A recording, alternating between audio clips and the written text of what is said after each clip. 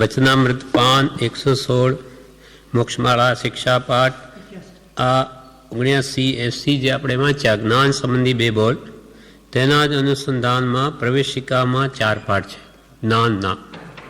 તેમાં એક ભાગ 1 અને 2 પહેલાં વાંચી ગયેલા. હવે શિક્ષા પાઠ 96 પ્રવેશિકામાં જ્ઞાન ભાગ 3 જ્ઞાન સંબંધી 2 બોલ જે કૃપાલદેવે પાઠ લખ્યો એના અનુસંધાનમાં. જ્ઞાન એ મોહનો ત્યાગ કરવા સમર્થ છે. મોહનીય કર્મ જેનાથી આપણને પીડે છે તેનો ઉપાય સમ્યક જ્ઞાન છે. જ્ઞાન તે જ કે જે હર્ષોક વખતે હાજર થાય અર્થાત હર્ષોક થવા દે નહીં. એટલે અહીંયા જ્ઞાન સાર નામનું પુસ્તક શ્રી યશોવિજયજી મહારાજે લખેલું, તેની ઉપરથી પછી શ્રી દેવચંદજીજી મહારાજે એની સંસ્કૃતમાં ટીકા કરેલી અને એના ઉપરથી પછી બ્રહ્મચારીજીએ ગાથાઓ ગુજરાતીમાં કરી અને જ્ઞાન મંજરી નામનું આ પુસ્તક છપાયેલું છે. તેમાં બધા અષ્ટક છે, 8 ગાથાઓ દરેક વિષય ઉપર. તેમાં જ્ઞાન ઉપર પણ 8 ગાથાઓ છે. તેમાં પહેલી ગાથા તો આપણે વાંચી ગયેલા પહેલાં બીજા ભાગોમાં. હવે આમાં એ જ 8 ગાથાઓનો ભાવ આપણને બ્રહ્મચારીજી સમજાવે છે, જે યશોવિજયજી મહારાજે મૂળ લખેલો કે મોહનો ત્યાગ જ્ઞાનથી જ થાય છે. જ્યાં સુધી સમ્યક જ્ઞાન પરિણમે નહીં, ભગવાનનો ઉપદેશ આપણા હૃદયમાં ઉતરે નહીં અને એ પ્રમાણે આપણે કરીએ નહીં, વર્તીએ નહીં, ત્યાં સુધી અનાદિનો મોહ, પર પદાર્થો પ્રત્યેનો રાગ કે એને લઈને દ્વેષ એ જાય નહીં. એટલે સમ્યક જ્ઞાનની અત્યંત આવશ્યકતા છે. હવે આગળ કે છે આ પાઠમાં શિક્ષા પાઠ 96 જ્ઞાન ભાગ 3 એક પણ મોક્ષના સાધનભૂત પદ વચનની જે વારંવાર ભાવના કરાય તે જ જ્ઞાન ઉત્કૃષ્ટ છે.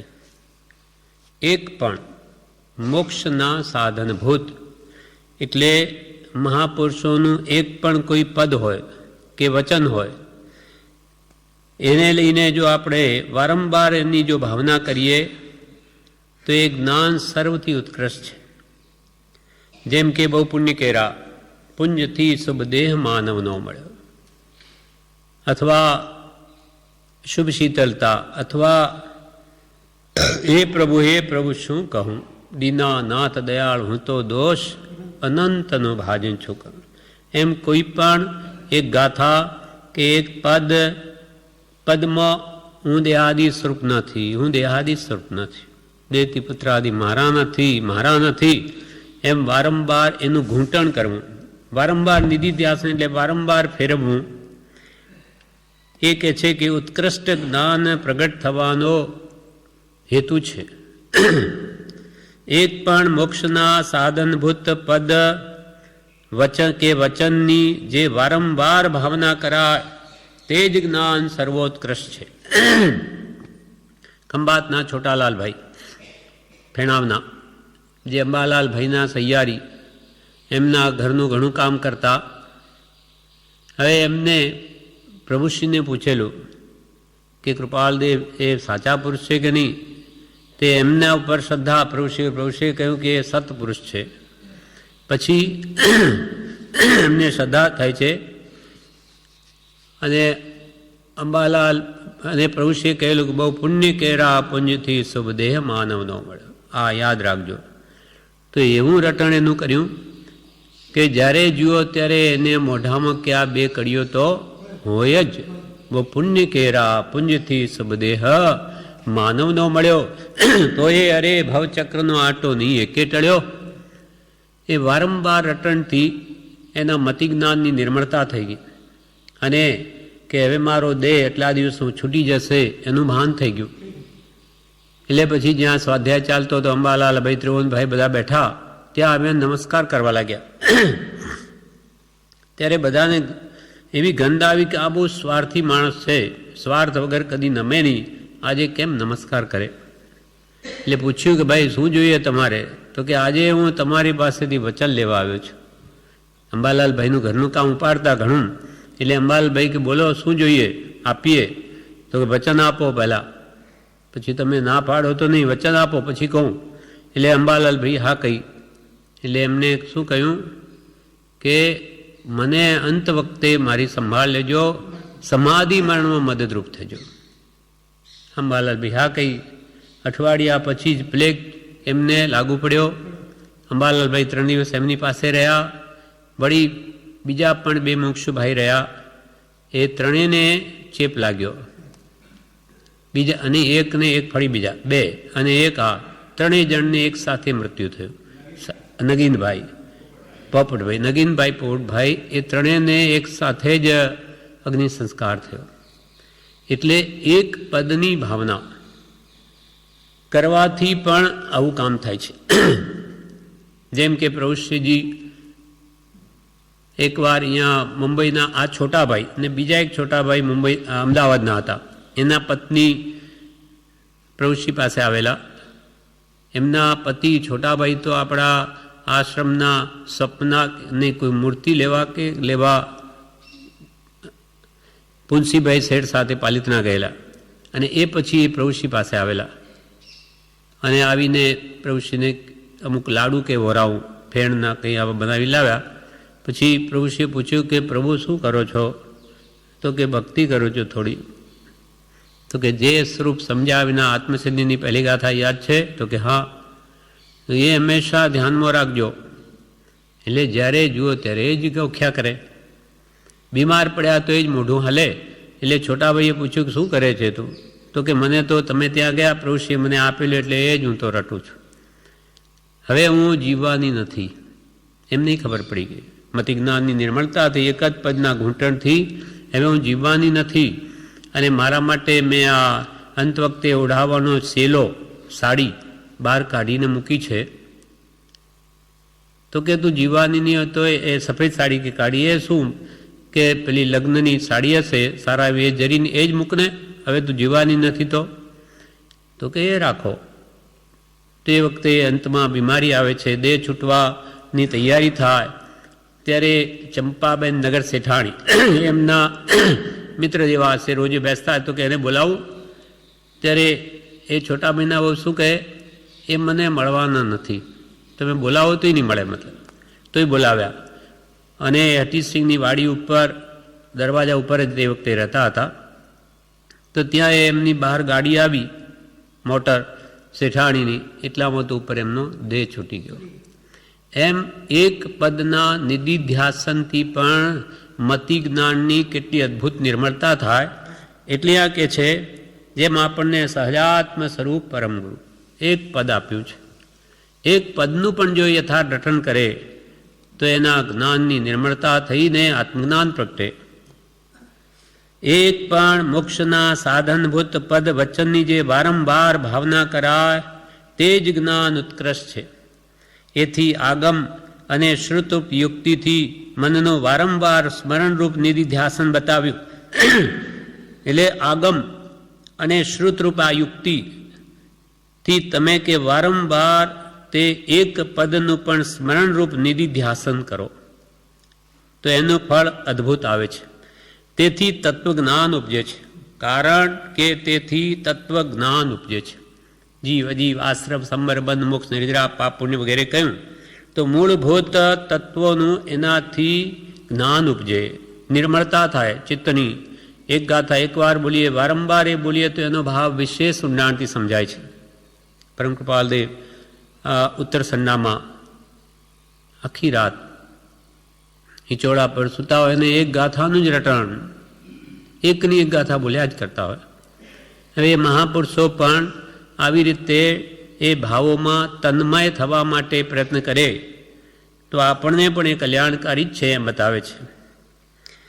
કારણ કે તેથી તત્વજ્ઞાન ઉપજે છે. સામાયિક પદ માત્રની ભાવનાથી અનંત સિદ્ધો થયેલા શાસ્ત્રમાં સાંભળીએ છે. ઘણો ભણવાનો આગ્રહ નથી, પણ ભાવનારૂપ જ્ઞાન થોડું હોય તો પણ ઘણું છે. અને તે વિનાનું જ્ઞાન તે પોપટ પાઠ જેવું છે. સામાયિક એટલે સમતા ભાવ. સમતા સામાયો સંભાવ. સંભાવના પદ માત્રની ભાવનાથી એટલે સંભાવમાં જ રહેવું એવી પદની ભાવનાથી અનંત સિદ્ધો થયેલા શાસ્ત્રમાં સાંભળીએ છીએ. પૂર્વે અનંત સિદ્ધો સંભાવના બળે થયા છે. જેમ કે શિવભૂતિ મુનિ માસ્તુસ માસ્તુસ રટ્યા કરે. હવે કંઈ યાદ જ નહીં, મા ઋષ મા તુસ કહ્યું એ પણ ગયું, એના બદલે માસ્તુસ માસ્તુસ. પણ શ્રદ્ધા છે દ્રઢ, એને લઈને એ રટણથી એમને વિવેક પ્રગટે છે. બાઈ અડદ અને ફોતરા દૂર કરે તો કે શું કરો છો બાઈ? તો કે હું માસ્તુસ ભિન્ન કરું છું. તો માસ્તુ તો હું બોલું, મારે કે ભિન્ન કરવાનો હશે. એમ વિચારતા વિચારતા એ પદનું નિરંતર રટણ ગુરુની આજ્ઞા ઉપાસું છું. એમાંથી વિવેક પ્રગટે છે કે મારે દેહથી આત્મા ભિન્ન છે. આત્મા એ અડદ જેવો અને આ દેહ તો ફોતરા જેવો છે. એમ કરીને વિવેક જ્ઞાન પ્રગટ્યું. શણી માંડીને કેવળ જ્ઞાન ઉપજ્યું. એમ જે અને રાગદ્વેષ કે કિસી રાગી ન કરવો, માં રુષ કોઈ પ્રત્યે રોષ ન કરવો, દ્વેષ ન કરવો, માં તુષ કોઈ પ્રત્યે તુષ્ટમાન બી ન થવું. સંભાવમાં રહેવું, ન રાગમાં ને ન દ્વેષમાં. એવી રીતે સંભાવ માત્રની ભાવનાથી ગમે એટલું જ્ઞાન વાંચે પણ વિચારે નહીં, એનું નિધિધ્યાસન ન કરે તો એ જીવનમાં પરિણમે નહીં. શ્રવણ કીર્તન ચિંતવન વંદન સેવન ધ્યાન લઘુતા સમતા એકદા નવદા ભક્તિ પ્રમાણ. એમ શ્રવણ પછીનો ક્રમ મનનનો છે, મનન પછીનો નિધિધ્યાસનનો છે. એ થાય તો જે જ્ઞાન ભાવનારૂપ થઈને જીવનમાં પરિણમે. નહીં તો કૃપાલ કે શ્રવણ એ તો પવનની લહેર માફક આવ્યું ને ગયું, એ કંઈ વિશેષ લાભ ના આપે. ચિંતન કરવાથી, મનન કરવાથી કંઈ છાપ પડે આત્મામાં, અને નિધિધ્યાસનથી તે ગ્રહણ થાય છે. એટલે સામાયિક પદ સંભાવ માત્ર પદની ભાવનાથી અનંત સિદ્ધો થયેલા શાસ્ત્રમાં સાંભળીએ છીએ. દ્રઢ પ્રહારી એક ક્ષમા ભાવ રાખ્યો. ક્ષમા બીરસ્ય ભૂષણમ. ગુરુએ કહ્યું કે સંભાવમાં કે ક્ષમામાં મોક્ષ છે. તો એ તો 4 દરવાજા જે શહેરના ત્યાં બેસી ગયા. દોઢ મહિનો જે દ્રઢ પ્રહારી કેટલાય જીવોને મારી નાખ્યા છે, કોઈની મા, કોઈનો પુત્ર, કોઈનો બાપ. બસ કે હવે મારે સહન કરવું, જે કંઈ પણ મને મારે વગેરે. તો લોકોએ ખૂબ કંદડ્યા, ખૂબ માર્યા, બધું ક્ષમા રાખીને બધું સહન કર્યું. ક્ષમા એ જ મોક્ષનો ભવ્ય દરવાજો છે. કેમ કે પૂર્વકર્મની બળવાન નિર્જરા, એક તો અકામ નિર્જરા સમય સમય થઈ રહી, અને આવા તપ આદરી ને વિશેષ બળવાન નિર્જરા કરે છે. ક્ષમા ભાવ રાખવાથી નવો બંધ કરતો નથી ને જૂનાને આવા ક્ષમાથી વિશેષ બળવાન રીતે ખપાવે છે, નિર્જરા કરે છે. તો એનું પરિણામ અંતે શું આવે? બધા કર્મો નાશ પામીને કેવળ જ્ઞાન પ્રગટે. તો આવા એક એક પદને પકડીને જીવોએ કેવળ જ્ઞાન પ્રગટાવ્યું છે. વિશેષ હવે દ્રઢ પ્રહારી એનો ધંધો તો માર ફાડ ચોરી ના કરતા હતા, છતાં કેવું થઈ ગયું? એટલે આપણા જીવનમાં ઉતરવું જોઈએ. અને ઘણો બધો શાસ્ત્રનો જ્ઞાતા હોય પણ કશાય ભાવો મોડા ન પડ્યા હોય, વિષયો મોડા ન પડ્યા હોય, તો એ જ્ઞાન એને મોક્ષનું કારણ થતું નથી. માત્ર અભિમાન કરાવી અને દુર્ગતિએ લઈ જાય છે. એટલે કે છે પ્રભુ શ્રીજી કે પ્રભુ ક્ષોપશમવાળાને વધારે સાચવવાનું છે. એ અભિમાનમાં ચડી જઈ એ ઉડતું જ્ઞાનથી રહી જાય અને ભોળો બાળો કામ કાઢી નાખે. સામાયિક પદ માત્રની ભાવનાથી અનંત સિદ્ધો થયેલા શાસ્ત્રોમાં સાંભળીએ છીએ. ચિલાતી પુત્ર પણ એવો જ હતો. માથું જ કાપીને લાવ્યો છે અને મુનિને કે મોક્ષ આપ મુંડા, નહીં તો તારું પણ માથું ઉડાડી દઈશ. ત્યાં પણ સંભાવ રાખી ઉપશમ વિવેક સંભાર આપ્યો. તો એનાથી વિચારણા કરતા કે હો સંભાવથી વિવેક પ્રગટ્યો, એને તેમાં રહીને એને પણ કેવળ જ્ઞાન પ્રગટાવ્યું. એમ સામાયિક શબ્દથી પૂર્વે અનંતા સિદ્ધો થયા છે. ઘણું ભણવાનો આગ્રહ નથી, ખૂબ ભણે, ખૂબ શાસ્ત્રો વાંચે. જેમ કે શિવજીએ જે આ જ્ઞાનાષ્ટક લખ્યું, પહેલાં તો કેટલા એ અભિમાનમાં ચડી ગયા, 2-3 પાઠ ઉપર તો બેસે અને ધજાઓ રાખે, મારા જેવો કોણ છે. પણ પછી આનંદગંજી મળવાથી જ્ઞાન પછી ઘડી ગયો અભિમાન, અને એ પણ ઠેકાણે આવ્યા. એમ ઘણું ભણવાનો આગ્રહથી મોક્ષ નથી કે ભાઈ ઘણા શાસ્ત્રો વાંચીશું એટલે આપણો મોક્ષ થઈ જશે, એમ નથી. ભલે થોડું વાંચે પણ વિચારે અને તે જીવનમાં પરિણામ આવે તો થોડાકથી પણ જ્ઞાન થઈ જાય એવું છે. ઘણું ભણવાનો આગ્રહ નથી, ભાવનારૂપ જ્ઞાન થોડું હોય તો પણ ઘણું છે. જેમ કે વ્રજદાસભાઈ અગા સ્ટેશન ઉપર જ પહેલાં કૃપાલજીને મળેલા, પછી કૃપાલજી જતા હતા ત્યારે અગા સ્ટેશન પર જ એમણે કહ્યું કે પ્રભુ મને તો ગલગલિયા થઈને કહે, મને તો પ્રભુ કંઈ આવડતું નથી, મને તો કંઈ આવડતું નથી, મારું શું થશે? ત્યારે કૃપાલજી કહે અમારા પર શ્રદ્ધા રાખજો અને આ મંત્રનું રટન કર્યા કરજો તો તમને આવતા ભવે જ્ઞાન થશે અને ત્રીજા ભવે તમારો મોક્ષ થઈ જશે. ત્રીજા ભવે મોક્ષ. કંઈ આવડતું નથી એમને. શ્રદ્ધા જોઈએ પાકી કે ભગવાને કહ્યું તે સત્ય છે, આટલું પકડી લે તેનું કામ થઈ જાય.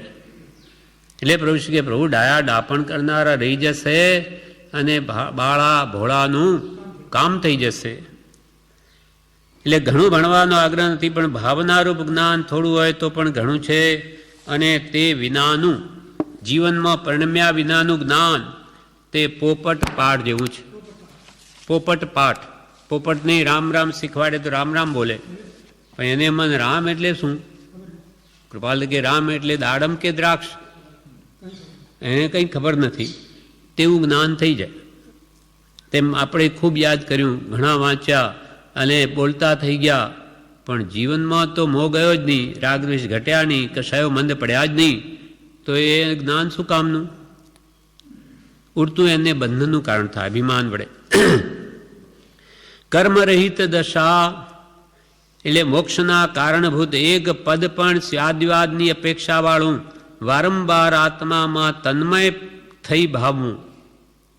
કર્મરહિત દશાના કારણરૂપ કે જે વડે આપણા કર્મો ઘટે મટે એના કારણરૂપ લઈને એક પદ હોય, એ ગાથા જ હોય, પણ સ્યાદવાદની અપેક્ષાવાળું જ્ઞાન એકાંતે નહીં. સ્યાદવાદ હંમેશા મનમાં રાખો, વ્યવહારને નિશ્ચયને. કદી કોઈ વાત નિશ્ચયને પ્રધાનતાથી થતી હોય, જેમ કે આત્મા નિત્ય છે, તે વખતે મનમાં હોવું જોઈએ કે બીજી અપેક્ષા આત્મા નિત્ય પણ છે. હા, પર્યાયની અપેક્ષા નિત્ય પણ છે, એટલે એ લક્ષ્ય એના ધ્યાનમાં હોવો જોઈએ. જેમ કે આપણે મંત્ર બોલતા હોઈએ, સહજાત્મ સ્વરૂપ પરમગુરુ, તો કે હું તો સહજાત્મ સ્વરૂપ છું, ભગવાન જેવો, પરમગુરુ જેવો. પણ એ બોલતા આ નિશ્ચયને કથન છે, મૂળ સ્વરૂપે હું એવો છું, પણ વર્તમાનમાં નહીં. વર્તમાનમાં તો હું તો દોષ અનંતનું ભાજન છું. વર્તમાનમાં તો અનંત દોષનું ભાજન છું, એ પણ એના લક્ષ્યમાં હોવું જોઈએ. એ તો મારું મૂળ સ્વરૂપ છે, એ મારે પ્રાપ્ત કરવું છે, પણ વર્તમાનમાં તો કામી, ક્રોધી, લોભી, મોહી, રાગી, દ્વેષી એવા અનંત દોષ મારામાં છે. એ હું દૂર કરું તો મારું મૂળ સ્વરૂપ પ્રગટે. એમ સ્યાદવાદની અપેક્ષાવાળું જ્ઞાન હોવું જોઈએ. એ વારંવાર આત્મામાં તન્મય થઈ ભાવવું. તન્મય એટલે તે વચનોમાં લીન થઈ જવું, જગતની વિસ્મૃતિ કરવી અને સતના ચરણમાં રહેવું. એટલે એક પદ બોલતા એમાં એટલી લીનતા આવી જવી જોઈએ કે જાણે વિશ્વ કંઈ છે જ નહીં, દુનિયા છે જ નહીં, એમાં ડૂબી જવું જોઈએ, તો જ એ જ્ઞાન જીવનમાં પરિણમે છે. કર્મરહિત દશા એટલે મોક્ષના કારણરૂપ એક પદ પણ સ્યાદવાદની અપેક્ષાવાળું વારંવાર આત્મામાં તન્મય થઈ ભાવવું. જેમ કે દેહાભિમાને ગલિતે વિજ્ઞાતે પરમાત્મની યત્ર યત્ર મનોયાતિ તત્ર તત્ર સમાધય. હું કરતા, હું મનુષ્ય, હું સુખી, હું દુઃખી એ વગેરે પ્રકારથી રહેલું દેહાભિમાન જેનું ગળી ગયું અને સર્વોત્તમ પદરૂપ પરમાત્માને જેણે જાણ્યો તેનું મન જ્યાં જ્યાં જાય છે ત્યાં ત્યાં તેને સમાધિ જ છે. તો વર્તમાનમાં હું વિભાવનો કરતા બનેલો છું. ખરી રીતે એ નથી, એના લક્ષમાં હોવું જોઈએ. નિશ્ચયને તો હું સ્વભાવનો કરતા છું. હું મનુષ્ય છું, પણ એ તો મારી પર્યાય છે. નિશ્ચયને હું કંઈ આ માનવ નથી, હું તો ભગવાન સ્વરૂપ શુદ્ધ આત્મા છું. અથવા હું તો સુખી છું, કંઈ બાહ્ય ભૌતિક પુણ્યને લઈને સાધન મળી ગયા તો કે હું તો બહુ સુખી, મારે શું દુઃખ. અથવા હું તો બહુ દુઃખી, પણ એ મારું આત્મા સુખી દુઃખી નથી. આત્મા તો સ્વભાવે અનંત સુખ, જે આત્માનું સુખ છે, આ તો બધું સાતા વેદની છે, એના લક્ષમાં હોવું જોઈએ. એ વગેરે પ્રકારથી જે દેહાભિમાન, હું મોટો, હું સુખી, અથવા હું તો મનુષ્ય, ઢોર પશુ નહીં, એવું જે દેહનું અભિમાન છે તે જેનું ગળી ગયું અને સર્વોત્તમ પદરૂપ પરમાત્માને જેણે જાણ્યો તેનું મન તો જ્યાં જ્યાં જાય છે તેને સમાધિ જ છે. હવે આવા ભાવના કે હું તો સહજાત્મ સ્વરૂપ છું, આ બધું મારું સ્વરૂપ છે જ નહીં, હું તો પરમાત્મા જેવો, એમ સ્યાદબાદ પરૂપ એનું ધ્યાન કરે તો એ પરમાત્મા સ્વરૂપ પ્રગટે છે. પછી એનું મન જ્યાં જ્યાં જાય છે ત્યાં ત્યાં સમાધિ જ રહે છે.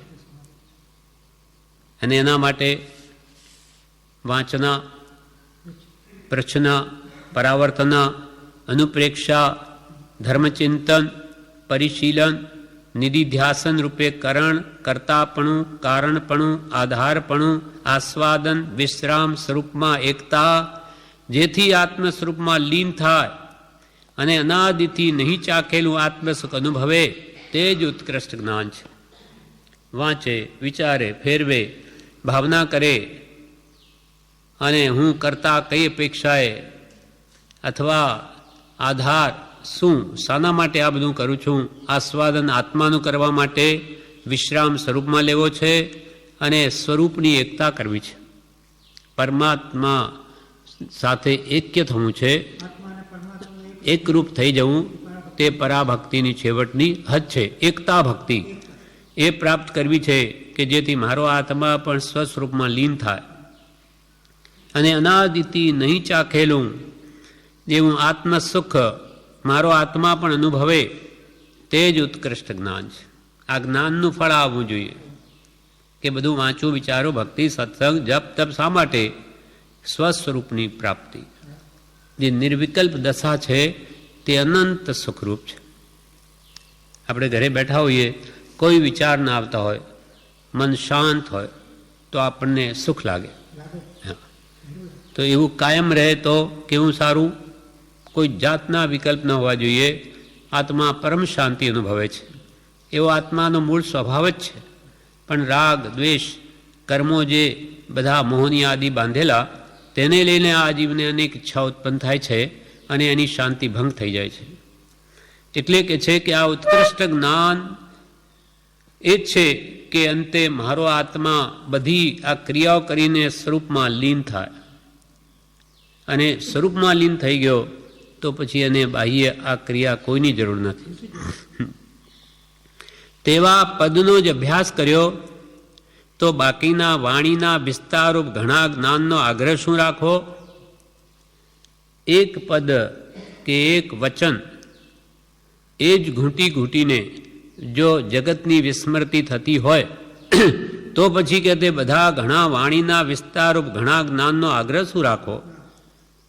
ખૂબ જાણી શું કરો? રાગદ્વેષ ઘટે તો બરાબર. શ્રદ્ધામાં એને દ્રઢતા આવતી હોય, સ્વરૂપમાં સ્થિરતા કરવા માટે પહેલાં જરૂરી છે, પણ સ્થિરતા થઈ ગઈ તો જ ભણ્યા જ કરે તો ઉડતું એને નીચે આવવા બરાબર થાય. જેમ કે જ્ઞાની પુરુષો સ્વરૂપમાં લીન થઈ ગયા અને પછી કે હવે હું તો શાસ્ત્ર વાંચું, તો કે શાસ્ત્ર વાંચીને જે કાર્ય કરવાનું તને થઈ ગયું, હવે કોણ બહાર આવે? બહાર આવે નહીં. એટલે અહીંયા કે છે તેવા પદનો જ અભ્યાસ કર્યો કે જેથી આત્માનો અનુભવ થાય તો બાકીના વિસ્તારરૂપ ઘણા જ્ઞાનનો આગ્રહ શું રાખવો? ઘણા કથન જ્ઞાનનો શાસ્ત્રાભિનિવેશ શું કામનો, શા કામનો છે?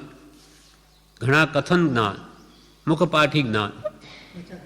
મુખથી જ્ઞાન કથે અને અંતર છૂટ્યો, ન મોહ તે પામર પ્રાણી કરે માત્ર જ્ઞાનીનો દ્રોહ. મુક્તિ મોટી મોટી વાતો કરે, મુક્તિ જ્ઞાન કથે અને અંતર છૂટ્યો ને મોહ, અંદરથી મોહ છૂટ્યો જ નથી કે છોડવાના લક્ષ્ય પણ નથી, તો એ માત્ર મુખપાઠી જ્ઞાન થયું. ઘણા કથન જ્ઞાનનો એટલે મુખપાઠી જ્ઞાનનો શાસ્ત્ર અભિનિવેશ સાકામનો, શાસ્ત્રનો આગ્રહ. આ શાસ્ત્રમાં એમ કહ્યું છે, આમાં તેમ કહ્યું છે, એમાં તો બધું કહ્યું છે, તારામાં કેટલું ઉતર્યું છે. ઘણા કથન જ્ઞાનનો શાસ્ત્રાભિવેશ શા કામનો છે? ભાવનારૂપ જ્ઞાન થોડું જ હોય તો પણ અમૃત તુલ્ય અનાદિના કર્મરૂપ રોગને હરવા સમર્થ છે. ભાવનારૂપ થોડું જ જ્ઞાન, ભાવના કર્યા કરે ઈચ્છા, જેમાં અપૂર્વ સમા આપણે કેવી કેવી ભાવના કરાવી, અથવા સહજાત્મ સ્વરૂપ પરમ ગુરુ, સહજ શુદ્ધ આત્મ સ્વરૂપ પંચ પરમેષ્ઠી જેવું આવું મારું સ્વરૂપ છે. હું તો શુદ્ધ બુદ્ધ ચેતન ઘન છું, જ્ઞાન દર્શન ચારિત્રમય છું, એવું વારંવાર અજર અમર અવિનાશી છું, એમ ભાવના વારંવાર કરે તો એ કે જે થોડું જ્ઞાન પણ એ અમૃત તુલ્ય થાય છે. આત્માનો જે અનુભવ જે અમૃત કરતાં પણ વિશેષ છે તે એને પ્રાપ્ત થઈ જાય, વેદાઈ જાય. ઘણા કથન જ્ઞાનનો શાસ્ત્ર અભિનિવેશ શું કામનો છે? ભાવનારૂપ જ્ઞાન થોડું જ હોય તો પણ અમૃત તુલ્ય અને અનાદિના કર્મરૂપ રોગને હરવા સમર્થ છે. અનાદિકાળના કર્મરોગને હરી શકે આત્મ ભાવના. એટલે કૃપાલદેવે આ મંત્ર આપ્યો કે આત્મ ભાવના ભાવતા જીવ લહે કેવળ જ્ઞાન રે. એક આત્માની ભાવના ભાવતા ભાવતા કેવળ જ્ઞાન થઈ જાય, પછી શું જોઈએ?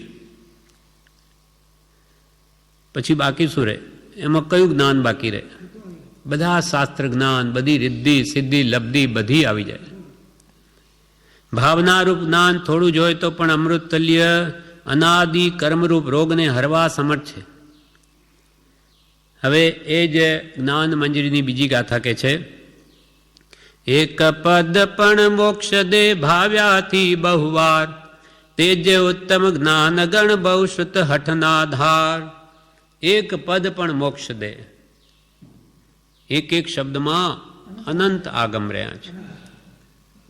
પ્રભુશ્રી કહે કે એક વચન પણ પકડી લે એનો અને દ્રઢ શ્રદ્ધાથી એનું આરાધન કરે તો એનું કામ થઈ જાય. એક પદ પણ મોક્ષ દે ભાવ્યાથી બહુ વાર, વારંવાર એની ભાવના કરવાથી એક પદ પણ એને મોક્ષ આપી દે. તે જ ઉત્તમ જ્ઞાન ગણ, તેને તું ઉત્તમ જ્ઞાન ગણ. બહુ શ્રુત હઠ ના ધાર, બહુ શ્રુતની હઠ રાખમાં કે ભાઈ ખૂબ શાસ્ત્રો ભણું, એનું જ તું પેલો પછી શાસ્ત્રાભિનિવેશ થઈ જશે. બહુ શ્રુત હઠ ના ધાર, બહુ શ્રુત વાંચવાની હઠ રાખમાં, પણ એ જ્ઞાનને હવે પરિણમાં તારા જીવનમાં ઉતાર. ભલે થોડું હોય, ભગવાને કહ્યું કે રાગ દ્વેષ કાઢ, તો હવે કાઢવા માંડ. વારંવાર 100 ઠેકાણે વાંચ્યું રાગ દ્વેષ કાઢો, રાગ દ્વેષ પણ કાઢે નહીં તો શું કામનું? એક પદ પણ મોક્ષ દે ભાવ્યાથી બહુ વાર, તેજ ઉત્તમ જ્ઞાન ગણ બહુ શુદ્ધ હઠના ધાર. એમ આત્મ સ્વભાવની પ્રાપ્તિના સંસ્કાર વાસનાનું કારણભૂત જ્ઞાન ઈચ્છીએ છીએ. એટલે જે જ્ઞાન વડે મારો આત્મ સ્વભાવ પ્રાપ્ત થાય એવા સંસ્કાર જે જ્ઞાનથી પડે તેવું જ્ઞાન ઈચ્છીએ છીએ. આત્મા સ્વભાવની પ્રાપ્તિના સંસ્કારનું કારણભૂત જ્ઞાન ઈચ્છીએ છીએ. એટલે થોડા ઘણા વિતરાગ વચનથી વિચારણા પ્રગટ થતાં ભાવનારૂપ વિતરાગનું સ્મરણ થવાથી આત્મામાં તન્મય થવાના કારણરૂપ જ્ઞાન ઈચ્છવા યોગ્ય છે. એટલે કે થોડા ઘણા વિતરાગના વચનથી વિચારણા પ્રગટે ત્યાં સુધી વિચાર દશા એને એના ઉપદેશથી જો પ્રગટી, એટલે કે વૈરાગ્ય ભાવ આવ્યો, ઉપશમ આવ્યો, સંસાર પ્રત્યે વિરક્ત ભાવ આવ્યો, તેના માટે એના વચનોનું શ્રવણ મનન નિધિધ્યાસન જરૂરી છે. એ વિતરાગ વચનથી વિચારણા પ્રગટ થતાં, એટલે ચિંતન આવતા, પછી ભાવનારૂપ વિતરાગનું સ્મરણ થવાથી એના ઉપરથી પછી ધ્યાવતા મન પામે વિશ્રામ, રસ સ્વાદ સુખ ઉપજે અનુભવ્યા કોના. એટલે એની પછી ભાવના વારંવાર એનું એ ઘૂંટણ કરવાથી, વિતરાગનું સ્મરણ થવાથી એ આત્મામાં તન્મયતા થાય, તે આત્મામાં લીન થઈ જાય, જગત ભૂલી જવાય. આત્મામાં તન્મય થવાના કારણ રૂપ જ્ઞાન ઈચ્છવાયુગી છે. એ જ્ઞાન ઈચ્છવાયુગી છે કે જે વિચારતા વિચારતા જગતની વિસ્મૃતિ થઈ જાય અને એના આનંદમાં લીન થઈ જાય. એ જ ભાવ સ્તવનમાં પણ લખ્યો છે, જે તન્મયતાએ ધ્યાય, જે તન્મયતાએ ધ્યાય, સહી તેહને રે દેવચંદ્ર પદ થાય રે, જીણંદા તારા નામથી મન ભીનો. જે તન્મયતાએ ધ્યાય, ભગવાનનું ધ્યાન તન્મય થઈને કરે. જે તન્મય તે મય, જે તન્મયતાએ ધ્યાય, સહી એટલે નક્કી, સહી તેહને રે દેવચંદ્ર પદ થાય રે, જીણંદા તારા નામથી મન ભીનો.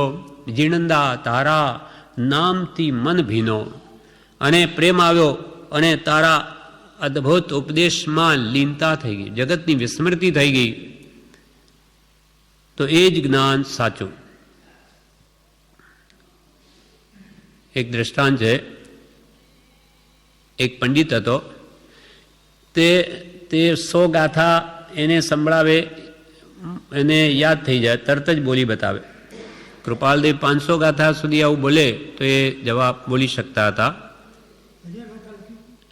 ના, એકવાર 500 ગાથા કે 100 ગાથા એવું બોલે તો એ તરત જ પાછું બોલી જાય, એવી સ્મૃતિ એમની હતી. એટલે એવો એ પંડિત, હા, સલીભાઈની બહેનો હતી, બરાબર, એ બી એવી હતી. એક પાર એવી રીતે એક પંડિત હતા, જેને 100 ગાથાઓ કો બોલી ગયા તો એ પણ પાછી બોલી ગયા. અને પછી કોઈ એના ગુરુએ એમ કહ્યું કે તમે હવે આ તો બહુ કર્યું, હવે તમે છે ને મંત્ર સ્મરણ કરો, સત્પુરુષે જે આપેલું જે સ્વરૂપનું ધ્યાન કરો, અથવા એના નામનું સ્મરણ કરો. જીણંદા તારા નામથી મન ભીનો, એટલે કે તમે ભગવંતનું નામ ભજો. એટલે કૃષ્ણ, વેદાંતની કથા છે, એટલે શ્રી કૃષ્ણને ભજવા લાગ્યા. કૃષ્ણ કૃષ્ણ કૃષ્ણ, જ્યારે જુઓ ત્યારે એના મનમાં આવે તો કૃષ્ણ કૃષ્ણ જ બોલ્યા કરે, એને બધે કૃષ્ણ જ દેખાય. પછી એ ભણાવવા ગયા, બાળકો પૂછે કે પ્રશ્ન કે ભાઈ આનું શું, પોતાના પંડિતને પૂછે, ગુરુને, તો કે એના મનમાં જ ચાલે છે. પેલો પૂછે આનું શું, તો કે કૃષ્ણ. બીજો આવીને પૂછે, બીજો એનું જવાબ શું, તો કે કૃષ્ણ. ત્રીજો પૂછે કે કૃષ્ણ. બધામાં જ્યાં પૂછે એનું કૃષ્ણ કૃષ્ણ કૃષ્ણ નીકળ્યા કરે. અર્થાત એટલો બધો તન્મય થઈ ગયો કે કૃષ્ણ સિવાય જગતમાં શું છે. તેમ બ્રહ્મચારીજીએ અર્જુનનું દૃષ્ટાંત આપ્યું. અર્જુન જ્યારે જુઓ ત્યારે અંદર કૃષ્ણ કૃષ્ણ કૃષ્ણ ચાલ્યા જ કરે, સૂતા છે તો પણ અંદર એ જ ચાલુ. એવી રીતે બ્રહ્મચારીજી કહે, એવું આપણને કૃપાલદેવે જે મંત્ર આપ્યો એનું રટણ રહેવું જોઈએ. જ્યારે સૂતા હોઈએ તે મનમાં સહજાત્મ સ્વરૂપ પરમ, સહજાત્મ સ્વરૂપ, મારું તો આ સ્વરૂપ છે, આ દેહ સ્વરૂપ હું નહીં, હું દેહાદિ સ્વરૂપે નહીં, દેહ શ્રી પુત્રાદિ કોઈ મહારા નહીં, હું તો સહજાત્મ સ્વરૂપ, શુદ્ધ ચૈતન્ય સ્વરૂપ. આનું રટણ એવું હોય તો એ કામ કાઢી જાય. એક ઠેકાણે બ્રહ્મચારી બોધામૃત ભાગ 1માં જ આવે કે જો નિરંતર આ મંત્રનું સ્મરણ રહેતું હોય તો એને કંઈ કરવાની જરૂર નથી, બહુ વિકટ છે. નિરંતર સ્વરૂપના રટણમાં જે હોય તો એને બીજું કંઈ કરવાની જરૂર નથી. પણ એ નથી રહેતું એટલે પછી ભક્તિ કે પદ કે બીજા આપણે અવલંબન લઈએ છીએ. એમ સ્વરૂપનું ચિંતન નિરંતર રહેતું હોય તો એના જેવું શ્રેષ્ઠ બીજું કોઈ જ્ઞાન નથી. એટલે એનું નામ જ સ્મરણ આપ્યું કે જેનું કોઈ કાળે વિસ્મરણ નહીં કરવું, ભૂલવું જ નહીં. અનાદિકાલથી બહુ ભૂલી ગયો, હવે તો એનું નિરંતર સ્મરણમાં રાખવું, તો એની પ્રાપ્તિ શીઘ્ર થાય. એટલે ભાવનારૂપ વિતરાગનું સ્મરણ થવાથી આત્મામાં તન્મય થવાના કારણરૂપ જ્ઞાન ઈચ્છવાયોગી છે. એ સિવાય બીજું જે અધિક ભણવું તે બુદ્ધિનું અંધપણું છે. પરિણમન સિવાય જીવનમાં પરિણમે નહીં, એ સિવાયનું બધું જ્ઞાન અધિક ભણવું તે બુદ્ધિનું અંધપણું છે. જેમ કૃપાળુદેવે ખીમજીભાઈને કહ્યું, તમને જેવી જ્ઞાનની પિપાસા છે તેવી ભક્તિની નથી, તો ભક્તિ વગર જ્ઞાન મેળવીને શું કરવું છે? બીજાને કહેવા માટે કે ભાઈ જુઓ હું કેટલું જાણું? પરમ પ્રેમરૂપ ભક્તિ વિના જ્ઞાન શૂન્ય છે, મીંડું. એ જ્ઞાન તમને ભગવાનના ગુણો પ્રત્યે પ્રેમ નથી, તો તમારે બધું જાણીને શું કરવું છે? દુનિયાને કહેવા, એમાં કોઈ કલ્યાણ નથી. ઉડતું અભિમાન થઈને વધારે ડૂબશો. એટલે એ સિવાયનું, એટલે પરિણમન થવા સિવાયનું જ્ઞાન જે અધિક ભણવું તે બુદ્ધિનું અંધપણું છે. એમ મહાત્માએ પતંજલિ ઋષિએ કહ્યું છે. પતંજલિ ઋષિએ પણ કહ્યું, પ્રથમ યોગ દ્રષ્ટિની અપેક્ષાએ અદ્વેષ ગુણને લઈને પતંજલિ ઋષિને મહાત્મા અહીં કહ્યા છે.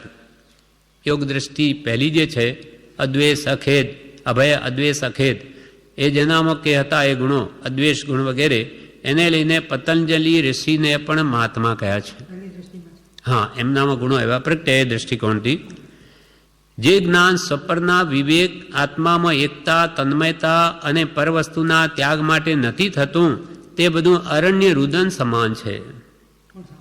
હા, જે જ્ઞાન સ્વપરનો વિવેક પ્રગટાવે નહીં, દેહથી ભિન્ન આત્મા છું, આ શરીર જડ છે ને હું ચેતન પદાર્થ છું, એવો જડ ચેતન વિવેક ન કરાવે.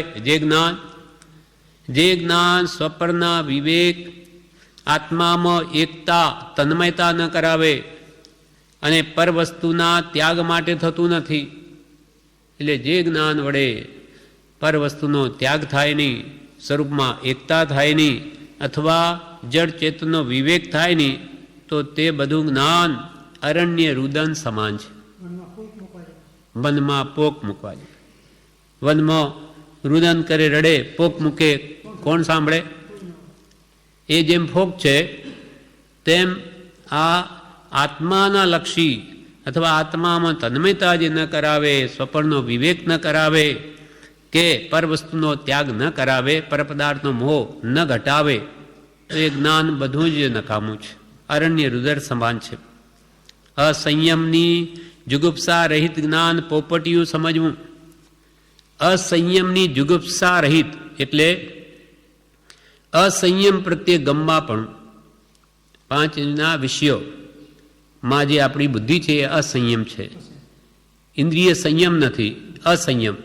એટલે ઇન્દ્રિયો પ્રત્યેની જો આસક્તિ ઘટે નહીં, પણ એ જો બની રહે, તો એ બધું જ્ઞાન પોપટિયું સમજવું. વિષય કસાય ઘટે નહીં, મટે નહીં, તો એ બધું જ્ઞાન પોપટિયું છે. પોપટને જેમ બોલાય એમ બોલે, એમ આપણે બોલ્યા. પેલા આવેલો કે જેમ કે કોઈ શાસ્ત્રો માથા ઉપર ઉપાડે, એને મગજમાં ઉપાડ્યા, ઘાલ્યા, કંઈ ફરક નથી. બંને બોજો જ ઉપાડ્યો.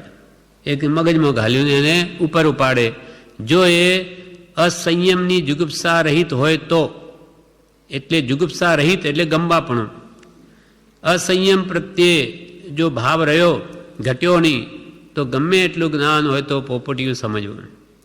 એમ હરિભદ્ર સુરી કહે છે, જે સર્વ પૂદગલોથી વિરક્ત થયો છે અને સ્વસ્વભાવનો ઈચ્છક છે, તે યથાર્થ સ્વરૂપે આત્માને જાણે છે, તે જ જ્ઞાન છે. પણ જે જ્ઞાન વડે સર્વ પૂદગલોથી વિરક્ત થયો, પરપદાર્થો પ્રત્યેથી વૃત્તિ જેની હટી ગઈ અને સ્વસ્વભાવનો ઈચ્છક છે, પોતાના આત્મ સ્વરૂપને મેળવવાનું ઈચ્છુક છે, તે જ યથાર્થ જ્ઞાન છે. તે યથાર્થ સ્વરૂપે આત્માને જાણે છે અને તે સમ્યક જ્ઞાન છે. માટે સ્વસાધ્યની સિદ્ધિ માટે આત્મજ્ઞાન મેળવવા ઉદ્યમ કર્તવ્ય છે. સ્વસાધ્ય, પોતાના આત્માની સિદ્ધિ થાય, સ્વસ્વરૂપની પ્રાપ્તિ થાય, એની સિદ્ધિ માટે આત્મજ્ઞાન મેળવવા ઉદ્યમ કરવો એ જ યોગી છે.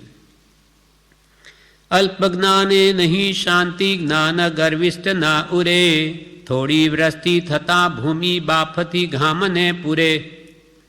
અલ્પ જ્ઞાને નહીં શાંતિ, જ્ઞાન ગર્વિષ્ઠ ના ઉરે. એટલે અલ્પ જ્ઞાનથી જ્ઞાનનો ગર્વ થાય. પેલો અધૂરો ઘડો વધારે છલકાય, તેમ અધૂરા જ્ઞાનથી એને જ્ઞાનનો ગર્વ થાય. તેથી આત્મામાં શાંતિ હોતી નથી. અધૂરું જ્ઞાન માની લે હું તો સમજી ગયો, તો એ આગળ બી નહીં વધી શકે અને આત્મામાં શાંતિ નહીં થાય. દ્રષ્ટાંત આપે, થોડી વૃષ્ટિ થતાં ભૂમિ બાફતી ઘામને પૂરે. થોડો વરસાદ વરસે ને, ખૂબ ગરમી પડતી હોય જેઠ મહિનાની, અને વરસાદ પડ્યો એક વાર તો શું થાય, એ જે બાફ બહાર આવે અંદરની, એટલે એનાથી ઉકળાટૂટી વધે થોડી વૃષ્ટિથી. તેમ અલ્પ જ્ઞાનથી એ ગર્ભ એને લાવી અને આત્મામાં શાંતિ થાય નહીં. અલ્પ જ્ઞાને નહીં શાંતિ, જ્ઞાન ગર્વિષ્ઠ ના ઉરે. થોડી વૃષ્ટિ થતાં ભૂમિ બાફતી ઘામને પૂરે. એ કાલિકાચાર્ય હતા અને સાગરાચાર્ય. સાગરાચાર્ય વિદ્વાન થયા. આ કાલિકાચાર્યના શિષ્ય એનું માને નહીં, ન માને એટલે એને છોડીને નીકળી ગયા. કંઈ માનતા તો નથી. જઈને ક્યાં રહ્યા, તો કાલિકાચાર્યના શિષ્ય સાગરાચાર્ય છે ત્યાં જઈને રહ્યા. કહ્યું નહીં હું તારા કે ગુરુનો ગુરુ છું, એ કંઈ નહીં કહ્યું. ત્યાં જઈને રહ્યા. વૃદ્ધ છે સાગરાચાર્ય, જાણે કોઈક આવ્યા છે વૃદ્ધ સાધુ, એટલે રહ્યા. પછી પોતે જ્યારે વ્યાખ્યાન આપવાનો સમય થયો ત્યારે શું કહે, એ અરે વૃદ્ધ ધ્યાન રાખીને સાંભળજો હું શું કહું. એ ગર્ભ એના, એ તો મહાપંડિત છે કાલિકાચાર્ય, પણ સાગરાચાર્ય એમ શું કે આવ્યા છે તો વૃદ્ધ ધ્યાન રાખીને સાંભળો હું શું કહું છું. સાંભળ્યું. પછી શું થયું, પેલા શિષ્યો કે ક્યાં ગયા આપણા ગુરુ, ખૂબ શોધ કરતાં કરતાં આવે છે. ત્યાં આવીને અહીંયા પૂછે કોઈ આવ્યું જ તો કે એક વૃદ્ધ મુનિ આવ્યા છે. પછી જો એ તપાસ કરતો એ જ આપણા ગુરુ. પછી સાગરાચાર્યને કહ્યું આ કોણ છે ખબર છે, આ તમારા ગુરુના ગુરુ છે. તમારા ગુરુ એને આ ગુરુ આ છે. ત્યારે એમને ખબર પડે કે હો એ છે દાદા ગુરુ છે મારા, મારી બહુ ભૂલ થઈ ગઈ અને કંઈ ભૂલ થઈ તો કહેજો. પછી તો વ્યાખ્યાન થઈ ગયા પછી પણ પૂછે છે કેમ લાગ્યું, ઠીક છે ને. એટલે હવે કહે છે કંઈ ભૂલ થાય તો કહેજો. ત્યારે સાગરાચાર્ય કહે કે વાંચન તો સારું કર્યું, પણ આ જે ગર્વ કર્યો ને તે આ બિલકુલ યોગ્ય નથી. એથી જ્ઞાનનું અજીર્ણ થઈ ગયું, એ ન કરવું બિલકુલ. એટલે પછી સમજાવે છે એમ અલ્પ જ્ઞાને એને શાંતિ વળે નહીં. બધાને કે ભાઈ તમને કેમ લાગ્યું, તમને કેમ લાગ્યું, એ કંઈ કહેવાનું ના હોય. સારું કે લાગ્યું, જે લાગ્યું એનાથી લોકો કે ભાઈ તમે તો વાહ વાહ શું વાંચ્યું, આવી અપેક્ષા રાખીને પૂછે. નહીં તો પૂછવાની શી જરૂર છે, કોને સારું લગાડવું. પોતાના સ્વાધ્યાય માટે તો વાંચ્યું, કોઈને સારું લાગ્યું ન લાગ્યું એથી આપણે શું નિષ્પત છે. પણ અલ્પ જ્ઞાને નહીં શાંતિ, એને શાંતિ વળે નહીં. બે જણા કે બહુ સારું એટલે એને ઠંડક વળે. એમાં આવા સાગરાચાર્ય પંડિત થયેલા એ પૂછે છે કે ભાઈ કાલિકાચાર્યને કેમ તમને ગમ્યું કે નહીં. એમ કે છે કે અહંકાર એ સારો નથી. અહંકાર એ બધા ગુણોને નષ્ટ કરનાર છે. અલ્પ જ્ઞાને નહીં શાંતિ, જ્ઞાન ગર્વિષ્ઠ ના ઉરે. થોડી વૃષ્ટિ થતા ભૂમિ બાફતી ઘામને પૂરે. ઘામ એટલે ઉકળાટ, એવી ઉકળાટ નીકળે ઉડતી. થોડી વૃષ્ટિથી અંદરની ગરમી બહાર આવે એટલે ઉકળાટ ઉડતી વધી જાય. એટલે અલ્પ, એમાં અંગ્રેજીમાં કહેવાય છે half knowledge is always dangerous. અધૂરું જ્ઞાન ભયંકર છે. પૂરું જાણતો નથી ને એનો અહંકાર આવી ગયો એટલે એને આગળ વધી શકે અને એને અલ્પ જ્ઞાન શાંતિ આપી શકે. આત્મજ્ઞાન વિના દુઃખી, આત્મજ્ઞાને સુખી સદા. જ્ઞાન અભ્યાસથી પોષો, આત્મા જ્ઞાની થશે તદા. જ્ઞાન તો જેમ જેમ સમ્યક જ્ઞાન વધે તેમ તેમ વિનય ગુણાવવો જોઈએ, અભિમાન નહીં. જેમ ઝાડ ઉપર ફળ નાનું હોય, જેમ જેમ મોટું થાય તેમ તેમ ડાળ નમે, તો એ જ્ઞાન સાચું. પણ એનો અહંકાર આવી જાય તો એ ફોક છે, એને પાડનાર છે. દુનિયા તો વાવા કરે પણ એ પોતાને ધ્યાન રાખવું જોઈએ, નહીં તો એ પડે. આત્મજ્ઞાન વિના દુઃખી, આત્મજ્ઞાને સુખી સદા. આત્મજ્ઞાન વિના આખું જગત દુઃખી છે બધા. આત્મજ્ઞાને સદા સુખી, જ્ઞાની સદા સુખી. સમ્યક દ્રષ્ટિ સદા સુખી અને મિથ્યા દ્રષ્ટિ સદા દુઃખી. સમ્યક દ્રષ્ટિ તો કહે છે નરકમાંય સુખી અને મિથ્યા દ્રષ્ટિ સ્વર્ગમાંય દુઃખી, કેમ કે ઈચ્છાઓ ત્યાં ગઈ નથી એટલે ત્યાં જઈને એ તો દુઃખી થવાનો. જેમ અહીંયા જેની પાસે લાખો કરોડો રૂપિયા હોય પણ તૃષ્ણા બહુ હોય, એને લઈને મને વધારે કેમ મળે, એ વધારે મેળવવાની આકાંક્ષામાં એ મળ્યું છે એનું સુખ નથી ભોગવી શકતો, પણ એ બળતરા જ ભોગવે કે મારા વધારે કેમ મળે. એવું ત્યાંય છે. મિથ્યા દ્રષ્ટિ જે હોય આ મિથ્યા દ્રષ્ટિઓની અહીંયા હાલત, ત્યાં દેવલોકમાં એની જીવો તો એના ગયા, ત્યાં પણ બીજાનું જોયું મને આવું ક્યારે મળે, આનું હું લઈ લઉં, શું કરું. એ તૃષ્ણામાં હોય તેવું સુખ ભોગવાતું નથી. અર્થાત મનથી તો દુઃખી ત્યાં પણ છે. અને સમ્યક દ્રષ્ટિને ઈચ્છા ઘટી ગઈ એટલે એ તો સર્વત્ર સુખી છે. આત્મજ્ઞાન વિના દુઃખી, આત્મજ્ઞાને સુખી સદા. માટે જ્ઞાન અભ્યાસથી પોષો આત્મા જ્ઞાની થશે તદા. માટે તમે જ્ઞાન અભ્યાસ કરો, એથી આત્માને પોષો તો આત્મા જ્ઞાની થશે તદા. આત્મા સંબંધના જ્ઞાનને વધારો તો તમારો આત્મા જ્ઞાની બની જશે. पढ़े पार कहाँ पावतो मिटी न मन की आस, ज्यू को लूके बैल को घर ही कोस 50. पढ़े कार पार कहाँ पामतो, કે ખૂબ વાંચ્યું હતી એ પાર ન પામે જન્મવાણથી, કેમ કે મીટી ન મન કી આસ, મનની આશા ઈચ્છાઓ મટી નહીં. ઘણો ભણી ગયો હતી શું થઈ ગયું. જ્યુ કોલું કે બેલ કો ઘર હી કોસ 50. ઘાંચીનો બેલ પેલો ઘાણીનો એ ભલે 50-100 કોસ ફરે પણ ત્યાંનો ત્યાં જ છે. આખો દાડો એને તો આટા ગોળ માર્યા જ કરવાના, આંખ બંધ કરી દે એને તો ચક્કર આવી જાય કંઈક એવું. એમ ગમે એટલું જ્ઞાન મેળવે પણ અંદરની ઈચ્છા ન ગઈ તો એ કોલુના એટલે ઘાંચીના બેલની જેમ ત્યાંનો ત્યાં છે, એ કંઈ આગળ વધી શક્યો નથી. અનિશ્ચિત અનિર્ધારિત અર્થવાળા વાદ પૂર્વ પક્ષને ઉત્તર પક્ષ કરતા 6 માસ સુધી કંઠશોષ કરે પણ ગમન કરવામાં ઘાંચીના બળદની પેઠે તત્વનો પાર પામે નહીં. 6 મહિના સુધી વાદ વિવાદ ચાલે. માનો પૂર્વ પક્ષ ને ઉત્તર પક્ષ સામસામી, પેલે વાદ કરે એનો જવાબ આપે, આમ બુદ્ધિબળની લડાઈ ચાલે 6 મહિના સુધી. માનો પહેલાં એવું રાજાઓ મહારાજ એટલે વાદ વિવાદ ચાલતા, વિદ્વાનો બે ભેગા થાય, એના પક્ષો મૂકે સામે મૂકે, આમ 6 મહિના સુધી વાદ વિવાદ ચાલે. એમ કરતાં 6 માસ સુધી કંઠશોષ કરે, ગળું સૂકવી દે, પણ ગમન કરવામાં તો ઘાંચીના બળદની પેઠે તત્વનો પાર પામે નહીં. ગમે એટલા પોતાની વિદ્વતા બતાવે પણ એથી કંઈ તત્વ પામી શકે નહીં, કેમ કે એને તો એકબીજાને જીતવાનો ભાવ છે. પેલો જાણે એને હરાવું, પેલો એને હરાવું, તે જ્ઞાન એને આત્મામાં કંઈ ઉપયોગી થાય નહીં આત્મકલ્યાણ માટે. તત્વજ્ઞાનની અભિલાષા વિનાના જીવને અનેક શાસ્ત્રો શીખવાનો પરિશ્રમ વેઠવા છતાં તે વેઠ રૂપ જ થાય છે. તત્વજ્ઞાન, મારે આમાંથી તત્વ મેળવવું છે, મારા આત્મસ્વરૂપને ઓળખવું છે. પર પદાર્થોને જાણી કે 7 તત્વો કે 9 પદાર્થોને જાણીને પણ એમાંથી મારું તત્વ કયું છે. એ તત્વજ્ઞાનની અભિલાષા વિનાના જીવને અનેક શાસ્ત્રો શીખવાનો પરિશ્રમ વેઠવા છતાં તે વેઠરૂપ થાય. ઘણા શાસ્ત્રો ભણે પણ આત્માર્થે આત્મશુદ્ધિનો લક્ષ્ય ન હોય તો એ બધું વેઠરૂપ છે. તત્વના અનુભવનો સ્પર્શ થતો નથી, એને તત્વજ્ઞાન આત્મજ્ઞાન ન થાય. માટે યથાર્થ તત્વજ્ઞાનની રુચિવાળા થવું ઘટે છે. માટે યથાર્થ તત્વજ્ઞાન મને મળે એના રુચિવાળા થવું એ જ યોગી છે. હવે જ્ઞાન મંજરીની ત્રીજી ગાથા કહે છે, અનિર્ણિત રૂપ જે કરે વાદ વિવાદ અપાર, સ્વાનુભવની પામતો બેલ ઘાંચીનો ધાર. અનિર્ણિત રૂપ જે કરે વાદ વિવાદ અપાર, તેનો જ પરમાર્થ ત્યાં કહે. હમણાં આપણે વાંચ્યા તે કે ધ્યેય વગરનો વાદ વિવાદ તે આત્માર્થે થતો નથી, માત્ર હરીફાઈ માટે છે, એકબીજાને હરાવવા માટે છે વાદ વિવાદ.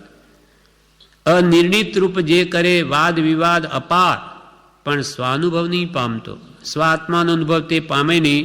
જેમ બેલ ઘાંચીનો ધાર, ઘાંચીનો બેલ ગમે એટલો ફરે પણ ત્યાંનો ત્યાં છે, તેમ વાદ વિવાદ કરનારા ત્યાંના ત્યાં રહે, આત્મશુદ્ધિ ન પામે. પોતાના શુદ્ધ આત્મદ્રવ્યમાં પોતાના શુદ્ધ જ્ઞાન દર્શન ચારિત્રાદિ ગુણોમાં અને પોતાના શુદ્ર અર્થ વ્યંજન પર્યાયમાં પરિણતિ ચર્યા તે શ્રેષ્ઠ છે. એટલે પોતાના આત્મદ્રવ્યમાં જ પોતાના શુદ્ધ જ્ઞાનને મેળવવામાં જ શુદ્ધ દ્રઢ શ્રદ્ધા કરવામાં જ આત્માના ગુણો મેળવવામાં તેના રમવામાં જ અને પોતાના આત્માના શુદ્ધ અર્થ વ્યંજન પર્યાય એટલે દ્રવ્ય ગુણ પર્યાયોમાં જ રમવું એ જ શ્રેષ્ઠ છે પોતાના.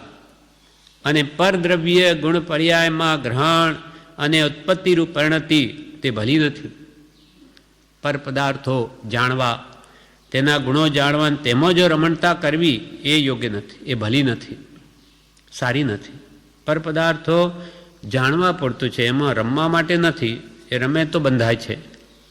એ પ્રમાણે મુષ્ટિ જ્ઞાનની એટલે સંક્ષેપ રહસ્ય જ્ઞાનની સ્થિતિ મર્યાદા આત્માને સંતોષ આપનાર મુનિને હોય છે. મુષ્ટિ જ્ઞાન, મુઠ્ઠીભર જ્ઞાન. શું કે સોમાં રમવું, પરથી ખસવું, પરનો મોહ ઘટાડવો, આત્માનું જ જ્ઞાન, આત્માની જ શ્રદ્ધા, આત્મામાં જ રમણતા અને પર પદાર્થોનું જ્ઞાનથી હટવું, એટલું જ મુઠ્ઠી પર જ્ઞાન મુનિઓ રાખીને સંતોષ પામે છે કે અમારે તો પરમાં જવું નથી, સ્વમાં રહેવું. એ જ આટલી સ્થિતિ મર્યાદા રાખી આત્માને સંતોષ આપનાર તે મુનિને હોય છે કે મારે પરમાં જ્યાં જવું જ નથી, સ્વમાં જ રહેવું છે. આ મુઠ્ઠી પર જ્ઞાન એને મોક્ષ આપે છે. જ્યારે ઘણા શાસ્ત્રોનો અભ્યાસી માત્ર અભ્યાસ જ હોય પણ આત્મામાંથી દોષો કાઢે નહીં, તે બધું ફોક છે. અથવા આત્મા જ મુનિના જ્ઞાન દર્શન ચારિત્ર છે. આત્મા જ, પ્રભુશ્રી વારંવાર આત્મા આત્મા કેમ કહે? બસ એને જગતની વિસ્મૃતિ, આ મુઠ્ઠી પર જ્ઞાન જ એને મોક્ષ આપે છે. વારંવાર પુરુષના બોધમાં આત્મા જ ઘૂંટાવ્યો છે. એટલે એ જ વાત અહીંયા કરે કે આટલી મુઠ્ઠી જ્ઞાનની સ્થિતિ મર્યાદા આત્માને સંતોષ આપનાર મુનિને હોય છે. કહ્યું છે કે અથવા આત્મા જ મુનિના જ્ઞાન દર્શનને ચારિત્ર છે. આત્માનું જ જ્ઞાન, આત્માની શ્રદ્ધા, આત્મામાં જ રમણતા એ જ મુનિનું જ્ઞાન દર્શન ચારિત્ર, એ જ એનો ધર્મ છે. જે આત્મા સ્વભાવના દાતા, સ્વભાવના ભોગતા અને વસ્તુ સ્વભાવરૂપ ધર્મ રમણ કરનાર છે તે ઉત્તમ મહાત્મા છે. જે મહાત્મા સ્વરૂપને જાણે, સ્વરૂપના ને જ ભોગવે અને સ્વરૂપના સ્વસ્વરૂપના સ્વભાવમાં જ સ્વાત્મ ધર્મમાં જ રમણતા કરનાર છે તે ઉત્તમ મહાત્મા છે. ભલે એમને બીજું બોલતા ન આવડતું હોય. અને બીજા જીવો તો સંસાર રૂપ કાદવમાં રમણ કરનાર ડુક્કર સમાન છે. સંસારી જીવો કેવા? તો કે સંસાર રૂપ કાદવમાં રમે, મોહ માયામાં. માટે તે ડુક્કર જેવા છે, ભૂંડ જેવા છે. આત્મામાં રમણતા કરનાર એ જ સાચા મહાત્મા. અને જે બીજા જીવો તો સંસાર રૂપ કાદવમાં રમણ કરનાર ડુક્કર સમાન છે. પરભાવના સંગથી બંધ થાય છે અને પરભાવના ત્યાગથી મોક્ષ થાય છે. આત્મા સિવાય બધું પર છે. એટલે આત્મા સિવાયના બધા પરભાવના સંગથી આત્માને કર્મનો બંધ થાય છે અને પરભાવના ત્યાગથી મોક્ષ થાય છે. પરભાવના અનુભવરૂપ પરિણામ સર્વ દોષોનું મૂળ છે. પર પદાર્થોમાં રમણતા એનો અનુભવ એ સર્વ દોષોનું મૂળ છે. એટલે પરમ રાગદ્વેષ. અને તેથી જ દેશવીરતિવંત શ્રાવકો અને સર્વવીરતિવાળા સાધુ પરિગ્રહાદિના પ્રત્યાખ્યાન કરે છે. પર પદાર્થો પ્રતિથી આસક્તિથી પરિગ્રહ વગેરે ભેગો કરે. એટલે કે દેશવીરતી એવા શ્રાવકો કે સર્વવીરતિવાળા સાધુ ભગવંતો એ પરિગ્રહાદિના પ્રત્યાખ્યાન કરે છે. પરિગ્રહ પ્રત્યેની મમતા ત્યાગે છે. સ્વજન પરિજનનો પણ ત્યાગ કરે છે. પોતાના સદા વહાલા કુટુંબીઓ એનો પણ ત્યાગ કરે મુનિઓ. અંગીકાર કરે છે એકલા વિહાર કરવાનો. અજિનકલ્પી હોય તો જ એકલ વિહાર થાય. અને શ્રવણ કરે છે આત્મસત્તાની કથા. શું સાંભળે એ મહાત્માઓ? આત્માની સત્તા, એની સંબંધી વાતો. ચિંતન કરે છે આત્મધર્મની અનંતતાનું. આત્માના ધર્મ કેટલા અનંત છે, ગુણધર્મ. એનું ચિંતન કરે, ધ્યાન કરે છે પોતાના ગુણ પર્યાયનું. આત્માના અનંત ગુણ છે, એની શુદ્ધ શુદ્ધ પર્યાયો છે, તેમાં એ મગ્ન થાય છે, એનું જ ધ્યાન કરે છે. તેના અનુભવ વડે આત્મ પરિણામમાં અને તજે છે સર્વ પરભાવની અનુમતિ. આત્મ ભાવોમાં જ, એના અનુભવમાં જ રમે અને પરભાવની અનુમતિ તજે. પરભાવમાં કોઈ એની સંમતિ આપે નહીં કે પરભાવ તો ત્યાજ્ય જ છે. આત્માનું ગ્રહણ અને પરભાવનો ત્યાગ એ નિર્ગ્રંથના જ્ઞાનની મર્યાદા છે. નિગ્રંથ, મોની ગ્રંથિ જેની હણાઈ ગઈ એવા જ્ઞાની પુરુષો તો આત્માનું જ ગ્રહણ કરે અને પરભાવનો ત્યાગ કરે. એની જ્ઞાનની મર્યાદા છે. દ્રવ્ય ગુણ પર્યાય નિજ તેમાં તન્મય સ્વાદ અન્ય કાર્ય ગણે મુનિ જ્ઞાન મુષ્ટિ મર્યાદ. આ પણ જ્ઞાન મંજરીની 5મી ગાથા છે. એમાં કહ્યું દ્રવ્ય ગુણ પર્યાય નિજ દ્રવ્ય, આત્મદ્રવ્ય પોતાનું, એના જ અનંત ગુણ જ્ઞાન દર્શનાદિ કે ક્ષમા અર્ધમ આર્જવાદી, અને પર્યાય નિજ જે પોતાના શુદ્ધ શુદ્ધ પર્યાય પ્રતિસમય થઈ રહ્યા, તેમાં તન્મય સ્વાદ, તેમજ તન્મય રહી અને આત્માનો આસ્વાદ લે. અન્ય કાર્ય ગણે મુનિ. મુનિઓનો મુખ્ય ધર્મ ધ્યાન, પછી સ્વાધ્યાય. ધ્યાનમાં નહીં રહી શકે તો. એટલે અન્ય કાર્ય ગણે મુનિ, આત્મજ્ઞાની મુનિઓની વાત છે. અન્ય કાર્ય ગણે મુનિ આત્માના દ્રવ્યગુણ પર્યાયમાં રહેવા સિવાય, એના આસ્વાદ સિવાય તે મહાત્માઓ બીજા સર્વ કાર્યોને અકાર્ય ગણે છે, કરવાયું નથી એમ કે છે. જ્ઞાન મુષ્ટિ મર્યાદ, આ મુષ્ટિ માત્ર જ્ઞાન, મુઠ્ઠીભર જ્ઞાનની આ મર્યાદા છે એમના, કે સ્વભાવમાં રહેવું અને પરભાવથી મુકાવવું એ જ કૃપાળુદેવની મુખ્ય આજ્ઞા છે. કૃપાળ કે મુખ્ય આજ્ઞા જ્ઞાનીની શું?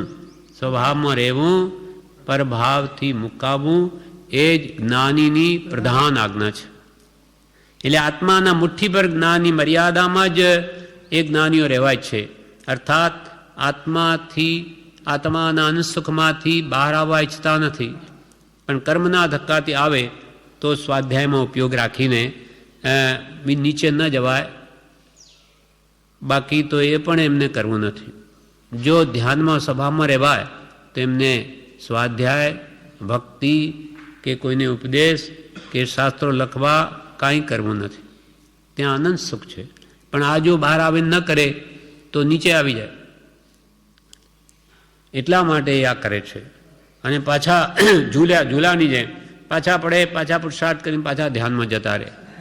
ચઠ્ઠે આવે, પાછા સાતમે જાય, સ્મૃતિ પડે, પાછા ચઠ્ઠે સાતમે ઝૂલ્યા કરે. એમ કરતા કરે શનિ માંડી, કર્મ ખપે માગ આપે કે શનિ માંડીને કેવળ જ્ઞાન પ્રગટાવી લે છે.